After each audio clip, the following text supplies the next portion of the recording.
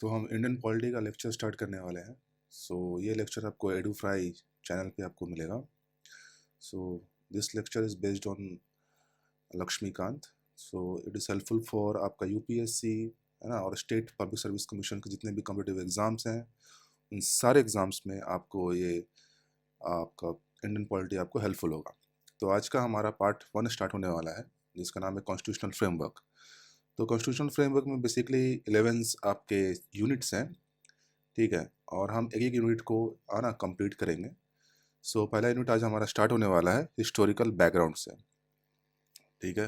तो हम जानेंगे कि हमारा जो इंडियन पॉलिटी, हमारा जो कॉन्स्टिट्यूशन है, जो क्रिएट हुआ है, राइट, तो उसके पीछे का है ना हिस्ट्री क्या है, हिस्टोरिकल बैकग्राउंड क्या है, किस तरह से क्या क्या पॉलिसीज़ हैं, क्या क्या गवर्नेंस थे उस समय के ज़माने के, ब्रिटिश रूल के ज़माने के, जिसके कारण हमारा पॉलिसी और गवर्नेंस इन्फ्लुएंस हो रहा है आज आज के प्रेजेंट के केसेस में। तो हमारा चैप्टर स्टार्ट होता है यहाँ से हिस्टोरिकल बैकग्राउंड से, ठीक है। तो हम जानते हैं कि हमारे ब्रिटिशर्स हैं बेसिकली एज ए ट्रेडर्स आए थे, है ना। Britisher as a traders India में आए थे, राइट, 1600 एडी में। 1600 एडी में एज ए ट्रेडर आए ईस्ट इंडिया कंपनी के, है ना। तो ईस्ट इंडिया कंपनी इनका नाम था, ईस्ट इंडिया कंपनी, ठीक है। तो क्वीन एलिजाबेथ ने इनको ग्रांट किया था, एक्सक्लूसिव राइट दिया था कि इंडिया में आकर इंडिया के साथ आकर ट्रेड करने के लिए, ठीक है। तो एज ए ट्रेडर तो वो इंडिया में आए, ठीक है, पर उनका मेन मोटिव ट्रेड करने का नहीं था। ये हमको समझ में आएगा जब हम उनके कंपनी के रूल्स या क्राउन के रूल्स के चार्टर या रेगुलेटिंग एक्ट के बारे में हम पढ़ेंगे तो हमें समझ में आएगा कि उनका मोटिव असल में कुछ और था। वो आए थे ट्रेडर, पर वो बन गए लास्टली में ruler. So battle of Buxar जो बहुत ज़्यादा इंपॉर्टेंट है ना, 1764 में हुआ था बैटल ऑफ बक्सर, ठीक है। तो इसमें है ना, इसमें एक ट्रीटी ऑफ इलाहाबाद साइन किया गया था, ट्रीटी ऑफ इलाहाबाद, ठीक है। ट्रीटी ऑफ इलाहाबाद साइन किया गया था। उस समय मुगल एम्पायर थे, उस समय थे Mughal empire was the Shah Alam two. तो Shah Alam two was the Mughal empire in that time, ठीक है। उसके साथ रॉबर्ट क्लाइव ने है ना ट्रीटी साइन किया, जिसका नाम रखा ट्रीटी ऑफ इलाहाबाद, जिसके कारण उस ट्रीटी में ब्रिटिशर्स को एक्सक्लूसिव राइट दिया गया, है ना, जिसको बोलते दीवानी, ठीक है। कहाँ कहाँ का मिला था, बंगाल, बिहार और उड़ीसा, और यहाँ से, ठीक है, यहाँ से उसको पूरे नॉर्थ इंडिया में आपका ब्रिटिशर्स का मिलिट्री सुप्रीमेसी आप बोल सकते हो कि, है ना, कि उसमें से एक बहुत इम्पोर्टेंट रूलर की तरह उभरा था ब्रिटिशर्स, है ना, इस ट्रीटी के बाद, या बोल सकते हो बैटल ऑफ बक्सर के बाद। इसीलिए हिस्टोरिकल पर्सपेक्टिव से अगर आप देखें तो battle of Buxar, battle of Plassey, these are very very important, crucial है, ठीक है। अब यहाँ से इनका ब्रिटिशर्स का टेरिटोरियल एम्बिशन चालू हो चुका था इंडिया में। अब वो सिर्फ ट्रेडर बनना नहीं चाहते थे, अब वो यहाँ के रूलर बनना चाहते थे, ठीक है। तो ये एक सिनेरियो, हम थोड़ा सा इसके हिस्टोरिकल बैकग्राउंड को देखने वाले हैं ब्रीफ में, ठीक है। उसके बाद एक सिपाही म्यूटनी हुआ था जो हमें पता है, ठीक है, हम जानते हैं 1857 का सिपाही म्यूटनी, है ना, मंगल पांडे, थोड़ा आपको याद आ रहा होगा।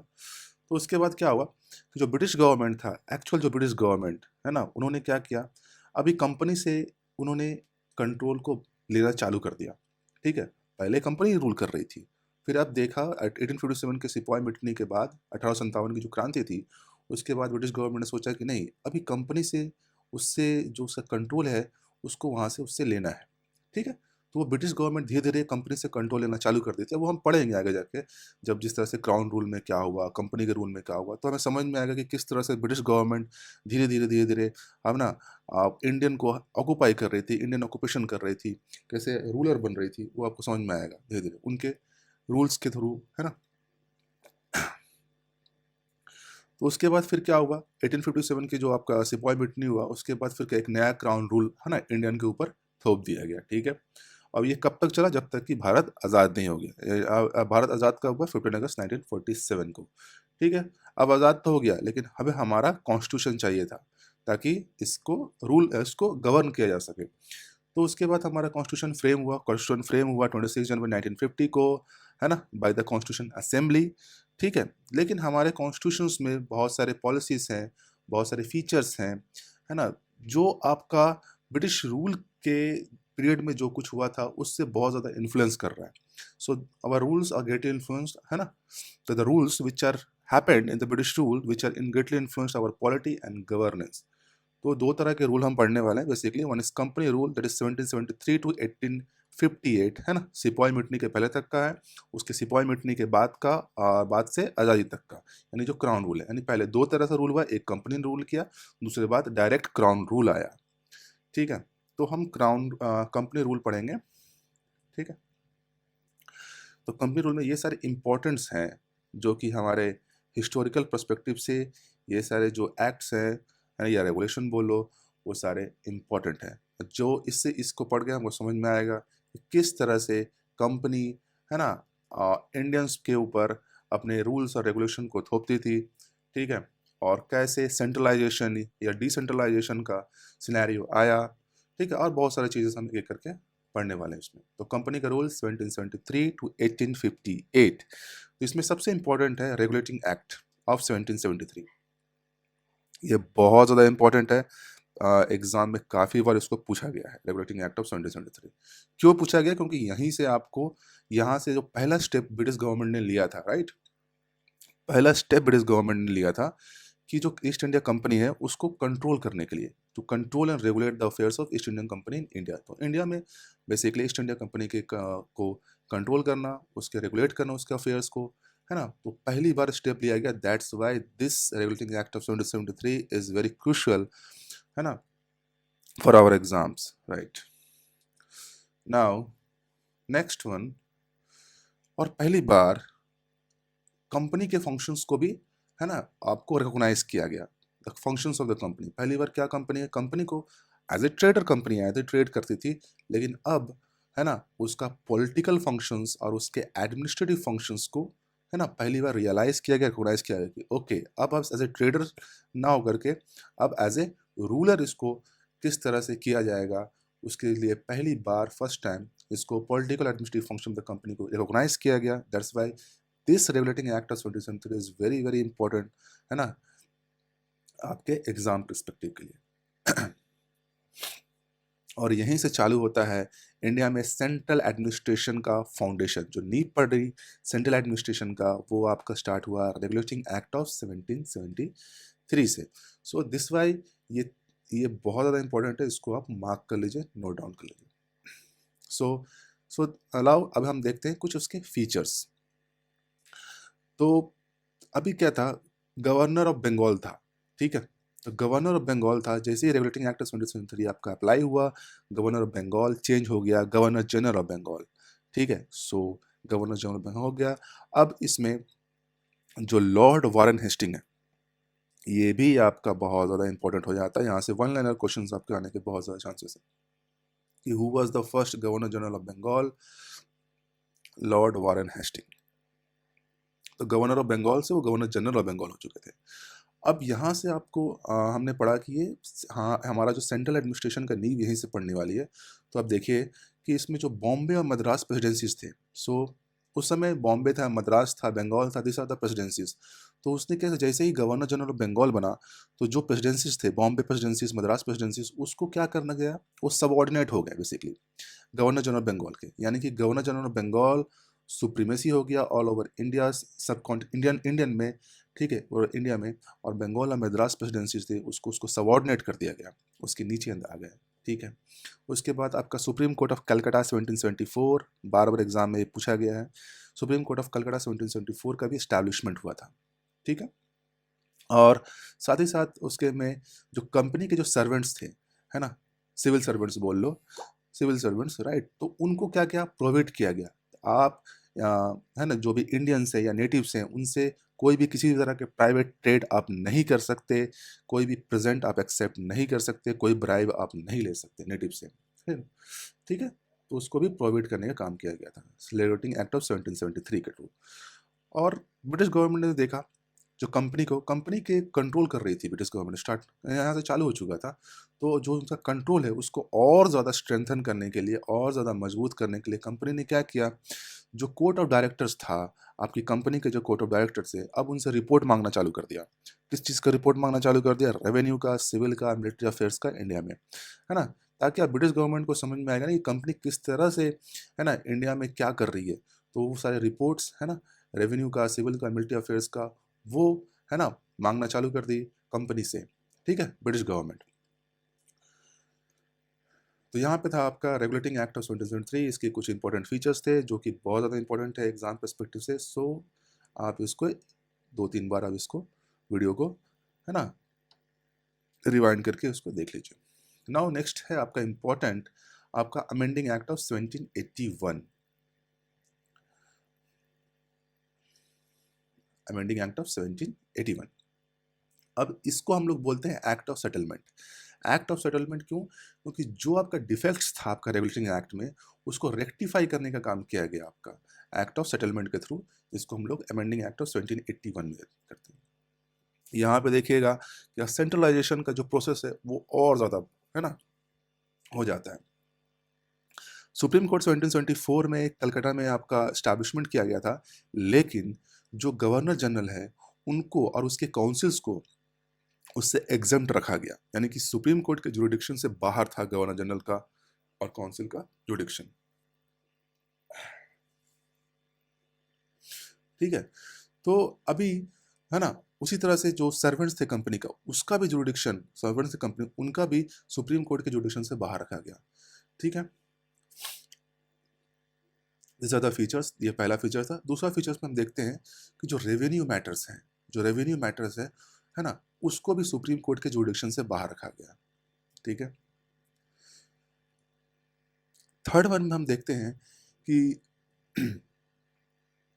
जो सुप्रीम कोर्ट है, राइट, सुप्रीम कोर्ट के पास जुरिडिक्शन था, यहाँ के नेटिव्स जो थे कलकत्ता के, जो नेटिव्स थे उनके ऊपर जुरिडिक्शन था, ठीक, सुप्रीम कोर्ट का जुरिडिक्शन तो था, लेकिन जो वहाँ के जो लोग थे, अब सपोज हिंदू लोग हैं तो उन पे हिंदू लॉ के अनुसार उन पे कार्रवाई की जाएगी, मुस्लिम लोग हैं तो उन पे मोमेडियन लॉ के थ्रू कार्रवाई की जाएगी, यानी उनके जो पर्सनल लॉ है वो काम करेंगे वहाँ पे, ठीक है, उनके लॉ के हिसाब से उन पे कार्रवाई की जाएगी। तो ये एक इंपॉर्टेंट चीज़ है यहाँ पे, इसको नोट डाउन कर लीजिए, ठीक है।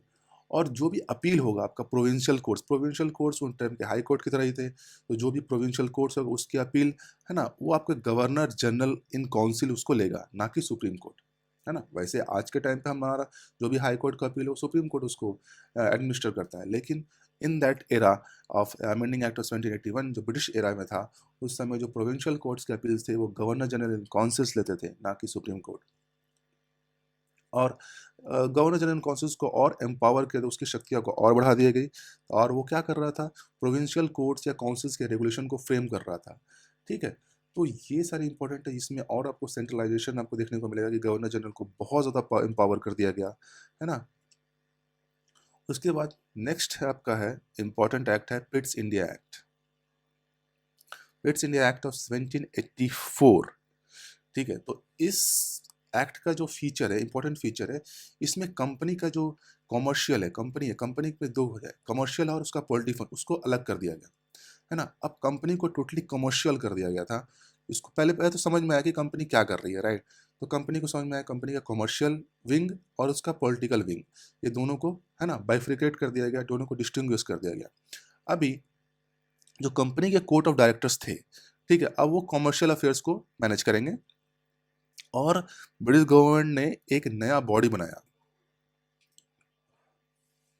जिसका नाम रखा बोर्ड ऑफ कंट्रोल, ठीक है, जिसका नाम क्या रखा, बोर्ड ऑफ कंट्रोल। अब वो मैनेज करेगा पॉलिटिकल अफेयर्स, यानी commercial affairs court of directors manage करेंगे, और पॉलिटिकल अफेयर्स आपके बोर्ड ऑफ कंट्रोल मैनेज करेंगे। तो यहां से चालू होता है सिस्टम ऑफ डबल गवर्नमेंट, ठीक है। तो यहाँ से आपको एक वन लाइनर क्वेश्चन डायरेक्ट बनता है कि पिट्स इंडिया एक्ट 1784 में है ना आपका सिस्टम ऑफ डबल गवर्नमेंट का स्टैब्लिशमेंट हुआ था, ठीक है। और साथ ही साथ बोर्ड ऑफ कंट्रोल तो बना दिया, अब उसको एम्पावर भी कर दिया गया, ठीक है, एम्पावर कर दिया गया बोर्ड ऑफ कंट्रोल को।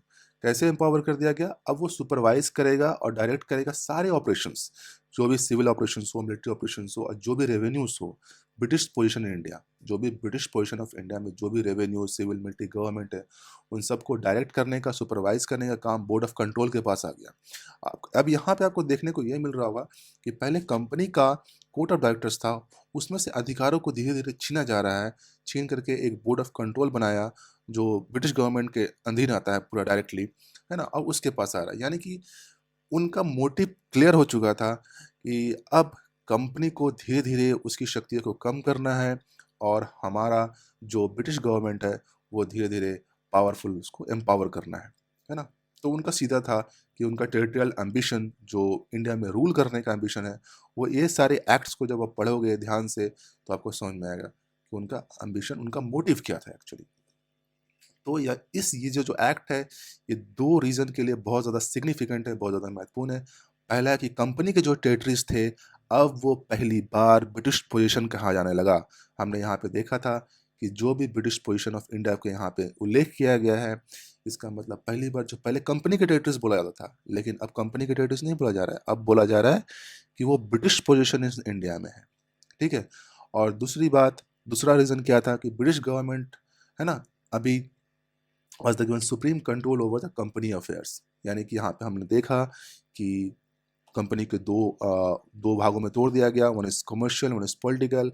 और पॉलिटिकल के लिए उन्होंने बोर्ड ऑफ कंट्रोल को अपॉइंट कर दिया गया, ठीक है, जहाँ से डबल गवर्नमेंट का स्टैब्लिशमेंट भी हो गया, ठीक है। तो ब्रिटिश गवर्नमेंट अपना सुप्रीम कंट्रोल ओवर कर रही थी कंपनी के अफेयर्स के। उसके बाद ये एक्ट आपका खत्म हो गया। उसके बाद नेक्स्ट एक्ट है आपका चार्टर एक्ट ऑफ 1793। तो ये एक एक्ट है। अब इसमें क्या है आपका, इस एक्ट का फीचर, इस extended the overriding power given to Lord Cornwallis over his council, ठीक है।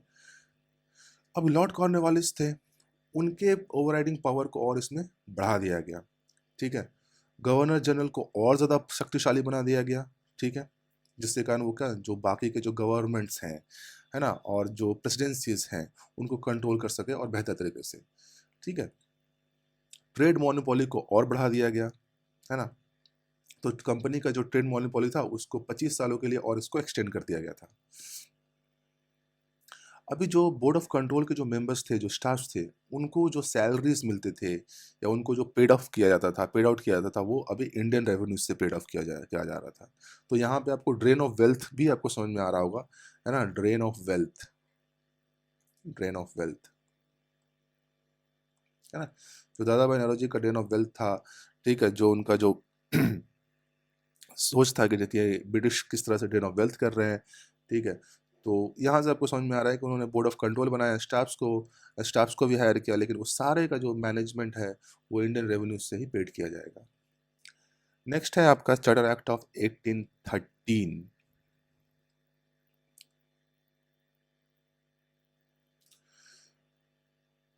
चार्टर एक्ट ऑफ 1813, इस फीचर्स क्या है इसका देखते हैं, इंपॉर्टेंट फीचर्स क्या है। इसमें कंपनी के ट्रेड मोनोपोली को एबॉलिश कर दिया गया, ठीक है, ओवर द कंपनी इंडिया, ठीक है। अब यहाँ पे देखिए, जो ट्रेड मोनोपोली था कंपनी का, यानी कहने का मतलब है कंपनी यहाँ पे आपका ब्रिटिश से चार्टर लेके आई थी, तो वहाँ से मोनोपोली लेके आई थी, है ना, ट्रेड मोनोपोली था उनका,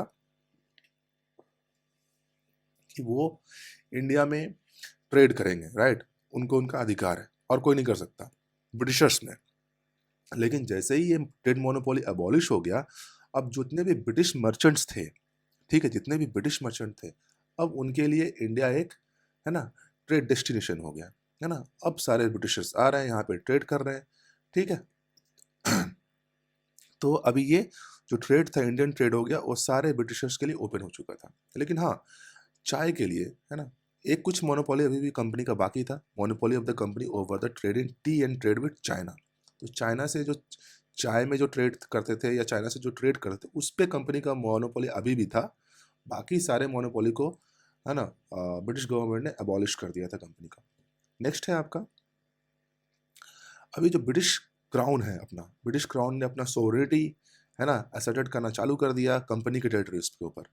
वो तो हमने पहले ही देखा, ठीक है। Charter act of Pitt's India acts में ही आपको समझ में आ गया होगा था कि वहाँ भी कंपनी के टेरिटरीज को उन्होंने ब्रिटिश पोजीशन ऑफ इंडिया कहना चालू कर दिया। अब चार्टर एक्ट ऑफ 1813 में उन्होंने, है ना, पूरा सोवरेनिटी आपको जाहिर कर दिया आपका, कि जो भी कंपनी के टेरिटरीज हैं वो अब सारे ब्रिटिश क्राउन के अंतर्गत आएंगे। अब यहाँ से क्रिश्चियन मिशनरीज को भी अलाउ कर दिया गया कि वो यहाँ पे आएंगे, इंडिया में आएंगे और लोगों को एनलाइटन करेंगे, है ना। यानी क्रिश्चियन मिशनरीज का यहाँ से आना चालू हो गया, चार्टर एक्ट ऑफ 1813, ठीक है। और उन्होंने वेस्टर्न एजुकेशन को भी प्रमोट करना चालू कर दिया, है ना। जो यहाँ के जो नेटिव्स थे, है ना, उनके अंदर वेस्टर्न एजुकेशन को स्प्रेड करना चालू कर दिया गया। नेक्स्ट है आपका जो लोकल गवर्नमेंट को भी आपको ऑथराइज कर दिया गया ताकि वो अपने जो टैक्स पर्सन है उनसे टैक्स वसूल कर सकें, ठीक है। तो लोकल गवर्नमेंट को भी यहाँ पे ऑथराइज कर दिया, so they can collect tax from the person, right. और उनको पिनलाइज भी कर सकते हैं अगर वो पनिश भी कर, यानी पनिश भी कर सकते हैं अगर वो टैक्स पेमेंट नहीं करते हैं तो ये आपको अधिकार दे दिया गया चार्टर एक्ट ऑफ 1813 के through. So these are the important features of 1813 Charter Act. Now 1833 जो कि बहुत ज़्यादा important है, 1833 जिसमें, क्योंकि this is the final step toward centralisation. अभी तक हम लोग सब देख रहे थे सेंट्रलाइजेशन हो रहा है, धीरे धीरे हो रहा था। जो रेगुलेटिंग एक्ट ऑफ 1733 से जो स्टार्ट हुआ आपका चार्टर एक्ट ऑफ 1833 में जाके देख फाइनल स्टेप हो गया आपका सेंट्रलाइजेशन को। तो यहाँ से भी आपके क्वेश्चंस बन सकते हैं आपके फाइनल स्टेप टुवर्ड सेंट्रलाइजेशन, है ना, इन चार्टर एक्ट ऑफ 1833। तो यहाँ पे गवर्नर जनरल ऑफ बंगाल को सेंट्रलाइजेशन देखिए किस तरह से हो रहा है कि गवर्नर जनरल ऑफ बंगाल अब बन गया governor general of India, right, है ना। अभी तक गवर्नर जनरल ऑफ बंगाल था, अभी गवर्नर जनरल ऑफ इंडिया हो चुके, और इनके अंतर्गत सारे सिविल्स और मिलिट्री पावर्स इन्हीं के अंदर आ गए पूरे के पूरे, ठीक है। अब इन पे पूरे के पूरा बोलते हैं कि पूरा एंटायर इंडिया का अथॉरिटी आ चुका है गवर्नर जनरल ऑफ इंडिया के अंदर। तो Lord William Bentinck was the first governor general of India. तो यहाँ से आपका वन लाइनर क्वेश्चन भी आपका बन जाएगा, ठीक है। और साथ ही साथ उसने क्या किया, गवर्नर जनरल ऑफ इंडिया तो बना दिया, ठीक है, पूरा का पूरा, है ना, पावर एक इंसान के हाथ में आ चुका था, गवर्नर जनरल ऑफ इंडिया के हाथ में, लॉर्ड विलियम बेंटिक के हाथ में आ चुका था। और उसने क्या किया, जो प्रेसिडेंसीज थे उस समय के, बॉम्बे प्रेसिडेंसीज हो गए, मद्रास प्रेसिडेंसीज हो गए, उनके गवर्नर्स के जो लेजिस्लेटिव पावर्स थे उसको भी डिप्राइव कर दिया गया, वो अब direct governor general of India के अंतर्गत आ गया था, ठीक है।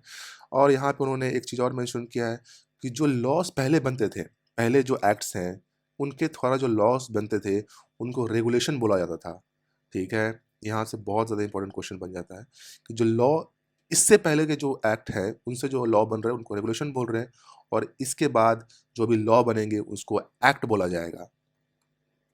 So this is another important question, ठीक है। और साथ ही साथ उसने क्या किया, ईस्ट इंडिया कंपनी का जो एक्टिविटीज था as a commercial body, right, उसको भी खत्म कर दिया। तो देखिए कैसे ईस्ट इंडिया कंपनी को धीरे धीरे उनका पावर को पूरा छीन लिया गया। पहले उसको उसको अलग कर दिया गया था, उसके पॉलिटिकल फंक्शन और कमर्शियल फंक्शन, फिर उसके कमर्शियल फंक्शन को भी छीन लिया गया। तो यहाँ पे आपका जो ईस्ट इंडिया कंपनी का जो commercial body as a commercial body जो काम कर रहा था वो भी एक्टिविटीज उसने खत्म कर दिया गया। अब उसको प्योरली एडमिनिस्ट्रेटिव बॉडी बना दिया गया उसको, ठीक है। और जो कंपनी के टेरिटरीज थे इंडिया में, अब in the trust of his majesty his hairs and his successors, यानी कि पूरे पूरा ब्रिटिश गवर्नमेंट उसको एक्वायर कर चुकी है। यहाँ पे ब्रिटिश गवर्नमेंट पूरा के पूरा उस पर काबिज हो चुकी है। नाउ नेक्स्ट है आपका charter act of 1833, attempt to introduce a system of open competition. यहाँ पे अटेम्प्ट किया था पर सक्सेसफुल नहीं हुआ था कि एक ओपन कंपटीशन आपको डाला जाएगा सिविल सर्विसेज के लिए, सिविल सर्वेंट्स के लिए। लेकिन कोर्ट ऑफ डायरेक्टर्स की अपोजिशन के कारण ये इस प्रोविजन को नेगेट कर दिया गया, यानी कि खारिज कर दिया गया था, ठीक है। तो यानी अटेम्प्ट किया गया था पर खारिज हो गया था। अब है 1853 का चार्टर एक्ट ऑफ 1853। तो ये भी बहुत ज़्यादा इम्पोर्टेंट है। तो इस फीचर्स है इस एक्ट का। तो इसने पहली बार क्या किया, आपका हमारा जो गवर्नर जनरल काउंसिल है उसका जो लेजिस्लेटिव फंक्शन है और एग्जीक्यूटिव फंक्शन को अलग कर दिया गया। पहली बार उसमें सेपरेट किया गया लेजिस्लेटिव फंक्शंस और उसके एग्जीक्यूटिव फंक्शंस को। सो तो this is also important thing. और जो हमारा लेजिस्लेटिव फंक्शन है उसके लिए उसका नाम रखा गया है गवर्नर जनरल लेजिस्लेटिव काउंसिल, जिसको इंडियन लेजिस्लेटिव काउंसिल भी बोला जाता है, ठीक है। और यहाँ पे उसने ओपन कंपटीशन को फिर से स्टार्ट किया, है ना, open competition for the selection of the civil servants, है ना। तो ठीक है। और जो भी कोऑर्डिनेटेड पोस्ट थे, यानी कि जो टॉप हाई प्रायोरिटी जो पोस्ट होते थे सिविल सर्विसेज में, उसको भी इंडियंस के लिए थ्रो कर दिया गया, मतलब कि अभी इंडियंस उसमें पार्टिसिपेट कर सकते हैं। और according to the Macaulay committee, जो कि बहुत ज़्यादा इंपॉर्टेंट है सिविल सर्विसेज के लिए, मैकॉले कमेटी का, the committee on the Indian civil services was appointed in 1854। यहाँ से क्वेश्चन हमेशा आता है, so that is also an important thing. Now next है, कंपनी का रूल को है ना एक्सटेंड कर दिया गया कि कंपनी रूल ठीक है एक्सटेंड कर दिया, लेकिन अलाउड टू टेन इस position for Indian territories on the trust for the British crown. तो ब्रिटिश क्राउन कंपनी के रूल को एक्सटेंड कर दिया, लेकिन बताया नहीं कि कब तक रहेगा। तो इसका मतलब कि ब्रिटिश गवर्नमेंट कभी भी उनका मूड हो या जब भी उनका मन करे तो कंपनी के रूल को एनेक्स कर सकते हैं, छीन सकते हैं, और वहाँ पे अपना ब्रिटिश क्राउन का रूल लागू कर सकते हैं। और वो हुआ भी वही चीज़। चार्टर ऑफ 1833 के बाद, है ना, इसके बाद 1857 का म्यूटनी हुआ, उसके बाद क्राउन रूल आपका क्या कंपनी रूल को एनेक्स कर लिया गया, उसको छीन लिया गया, और वहाँ से आपका क्राउन रूल चालू होता है। तो वही है। उसके बाद इस introduce the first time the local representation in Indian central legislative council. So ये भी एक बहुत ज़्यादा इंपॉर्टेंट यहाँ पे बनता है, लोकल रिप्रेजेंटेशन। इसके पहले लोकल रिप्रेजेंटेशन नहीं था, लेकिन पहली बार इंडियन जो लेजिस्लेटिव काउंसिल है, जिसको हम लोग गवर्नर जनरल लेजिस्लेटिव काउंसिल भी बोलते हैं, उसमें पहली बार लोकल रिप्रेजेंटेशन को डाला गया। तो 6 नए लेजिस्लेटिव मेंबर्स को अपॉइंट किया गया, है ना, गवर्नर जनरल काउंसिल में, जिसमें से 4 आपका लोकल रिप्रेजेंटेशन थे। कौन कौन से थे? मद्रास, बॉम्बे, बंगाल और आगरा। तो ये 4 आपका लोकल रिप्रेजेंटेशन आपका 6 में से 4 आपका इंडियन लेजिस्लेटिव काउंसिल में डाला गया। तो यहाँ पे चार्टर एक्ट ऑफ 1853 आपका फिनिश होता है। ठीक है। इसके बाद हम लोग पढ़ेंगे क्राउन रूल, राइट। तो देखेंगे क्राउन रूल में किस तरह से, है ना, आपका एक्ट्स लाए गए, क्या क्या उसके फीचर्स थे, क्या क्या इंपॉर्टेंस थे, जो कि हमारे पॉलिसी और गवर्नेंस, हमारे कॉन्स्टिट्यूशन को किस तरह से अफेक्ट कर रहे हैं आज के सिनेरियो में। ठीक है। तो मिलते हैं नेक्स्ट क्लास उसमें। ठीक है। Thank you.